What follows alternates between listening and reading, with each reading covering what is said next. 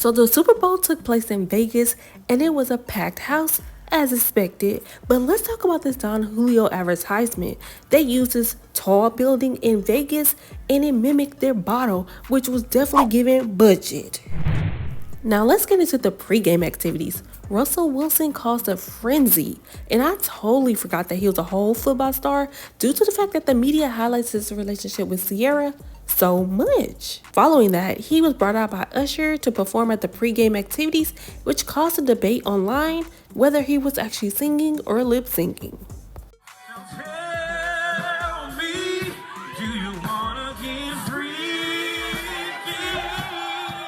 Meanwhile, Travis Scott turned up to T-Pain performing, only for his life to get better as he turned up even more to Ciara performing. That's when people realized they haven't seen him smile like this during his time with Kylie and were taken back by all of his energy.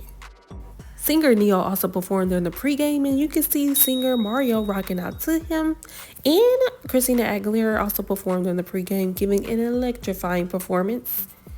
Rapper Young Miami hosted a football game that consisted of Cam Newton, I think Metro Boomin, I see Offset, 21 Savage, the comedian Drewski, and her baby daddy Southside was also in the building. But nothing can ever go so smoothly because people was already stirring up some drama. That Cam Newton was actually trying to get with Ari, all because they caught a clip of him calling out her name, looking for her.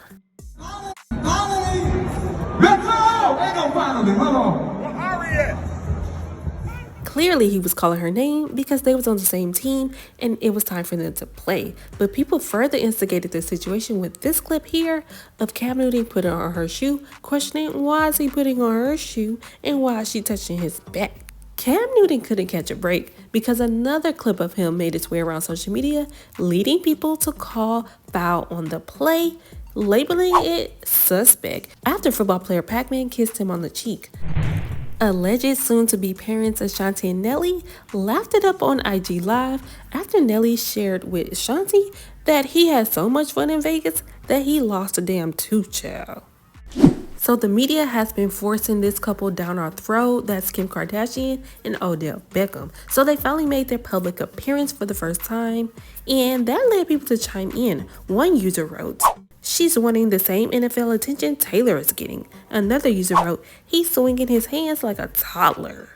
Odell don't even walk grown, LOL. They then directed their criticism to Kim Kardashian, claiming, "So Beyonce wears a cowboy hat, so Kim has to? Beyonce got Kim wearing cowboy hats now? It's the originality for me." Summarizing most of the commentary I've seen online, people really didn't care for this link up. They were more so concerned at the fact that Khloe used to date Odell. And there's footage to prove it back in 2016 of the two extra cozy. But this group of sisters be sharing men like it's nothing. If they like it, baby, I love it, okay? But what I don't love is the fact that Lala keeps touching her face like, girl, you don't have to do this. It's time to leave her face alone. So then the game started and all the celebrities started showing up. Kai Cenat was with Usher at the Super Bowl. Every time I see him, he's leveling up even more. Lady Gaga was in the building, LeBron James. We had Blue Ivy, Jay-Z, and even Rumi showed up. And Blue Ivy was being such a big sister, such a good big sister. Why somebody gonna say, Rumi looking like, y'all just be anywhere? Then Blue Ivy did her signature pose. It is too cute. But people couldn't help but notice, where the hell is Sir? Leading one person to comment, "They are hiding Sir for a reason. I ain't seen my mans since the last Ivy Park campaign." That's when Beyonce finally showed up. She was bopping her head, probably because y'all always say she act like a robot. And Gabrielle Union was in the building with her cousin, Sweetie. Yes, they're real cousins. Gabrielle Union also was hanging out with the Westbrooks, having a good time. Singer Victoria Monet was in the building, hanging out with the CEO of Apple, living her best life. And she had this cute outfit that had Usher on it. And she had the caption, "My bet is in, I know who's going to win." And she also wrote, "Pass me the ball, I might just throw it back." Like, I think she was trying to be witty because I know she wasn't trying to be flirty. But she needs to take some notes from her. She put the caption after performing with Usher, "Can't spell Usher without her." Now that's witty. I love that one. Anyways, it's all love either way. But what I don't love is that CG Sports acknowledged that Ariana Grande was in the building with Victoria Monet sitting right next to her without acknowledging Grammy Award winning Victoria Monet. That's why blogs like this one here, Statue Society, caters to black culture because they don't want to acknowledge us, so we'll celebrate and highlight our damn selves. Hashtag Happy Black History Month. The most talked about in mainstream media, Taylor Swift finally arrived, and hip-hop artist Ice Spice also was in the building in Taylor Swift's suite, turning the F up. This girl is playing her cards so right. Shout out to her and her PR team. And people tried to laugh at her, claiming that Beyonce wasn't paying her any mind at the Grammy Awards. It was really trying to ease past her when she tried to say hello. But the joke is on them because she got her official photo with Beyonce. And the joke is really on them because they were dead wrong because Beyonce invited her at the top of 2023 to be in her campaign. But again, if you let the internet tell it, Beyonce was trying to run from her.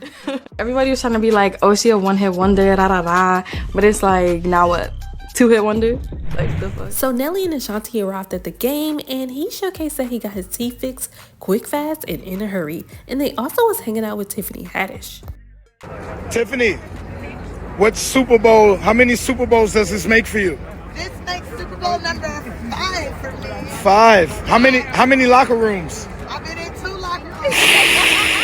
One with actual football players in there. Every time they wasn't in there, they wasn't in there. They wasn't in there, but I was in there. But then the audience noticed that the end zone had messaging that read "in racism," which led people to call BS, claiming that the NFL was such a hypocrite for writing that across their field, especially being that the team name was Chiefs.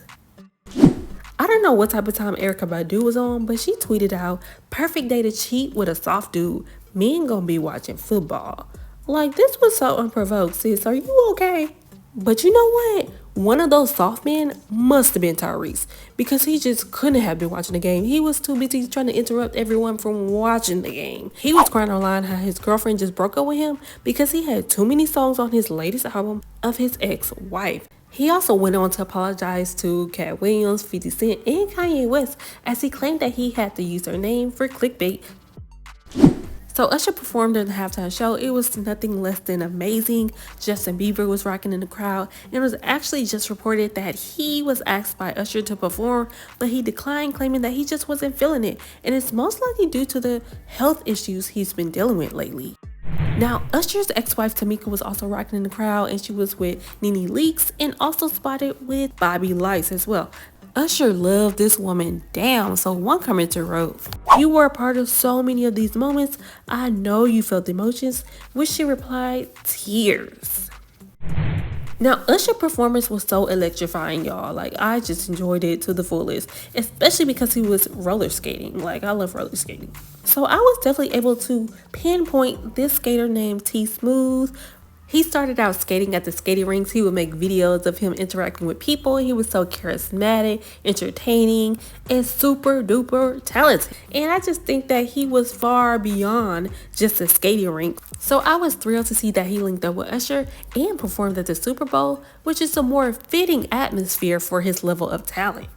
And for any skaters out there, Usher just dropped a line of those very skates that he performed with at the Super Bowl. So singer Her came out to perform, and someone said she's the moment, she is her. And that exactly explains it. Like, she did her thing, she looked amazing, and she shared this throwback photo of her when she was 11 years old, singing the Star Spangled Banners at a 49ers game. Singer Janae also was rooting for the same team and also congratulated her as well. Usher then turned up the crowd when he brought out Lil Jon and Ludacris to perform their hit song called Yeah. Now, I find it interesting that when Cat Williams brought up Ludacris a while back, he claimed that his wife was a part of Ludacris' Illuminati contract. And interestingly enough, Ludacris started showing his wife way more than usual. Over 115 million people watching, but none of them compare, humbly speaking, to my #1 fan. Love all around the world, man. I'm feeling this energy. I'm feeling all of the love. I thank you, Usher. Thank you for all of the comments. Thank you for all of the love. Meanwhile, singer Chris Brown showed love to Usher Even though a while back he tried to put hands and feet on him. I guess everything all good. Couldn't be me though, but I love it for them. And not even being biased, but Beyonce dropped her Verizon commercial and it was hella entertaining, 10s across the board, which led one user to write, Beyonce basically proposed at Usher's wedding, which led another user to write, and we said yes, period. Same venue, different parties. Y'all comebacks just be eating, child. Oh my god. One user complained, at this point, as long as I don't see Taylor Swift swag surfing or canoeing on my timeline, I'm here for anything. It looks like Kanye West may have seen Beyonce's commercial as well because he decided to chime in and update us on his commercial. Hey y'all, this Yay, and it's my commercial. And since we spent all the money on the commercial spot, we actually didn't spend any money on the actual commercial. But the idea is I want you to go to Yeezy.com, YEEZY.com, and I'm gonna write it at the bottom of the screen. And I got some shoes, and that's it. What is actually happening? Anyways, if you go to his website, you will see that everything is $20, so kudos for that. Let's stay on things that are positive. Like the fact that 50% of the world's population made his latest album go #1. Beyonce then dropped some visuals and 2 songs in the country genre, which led one person to write, it's the history of the black impact on country music that she's about to educate us on. Y'all know. So K Michelle was pulled into this conversation because she does country music after doing R&B for quite some time. Someone tweeted out, has anyone checked on K Michelle? B will bring pressure to country music. Which led K Michelle to respond, why would anyone need to check on me? I'm one of the greatest African American country singers of all time with no album even out. Y'all been mentioning me all night. I'm just happy to be spoken about in my genre. I love Beyonce and will be supporting her like I always do. So Kansas City took home the Super Bowl, but Travis got a lot of backlash for the way he treated his coach. People was not feeling that at all. But with all the Taylor Swift talk, someone finally asked the right question after she shared a kiss with Travis with her bright red lipstick. Someone asked, what lipstick does she use? In which someone shared the exact lipstick, because how does that lipstick not transfer? These are the real questions that need to be asked. Biden celebrated the win by saying, just like we grew up with these laser beam eyes, like people already don't have conspiracy theories about the stuff the government be doing.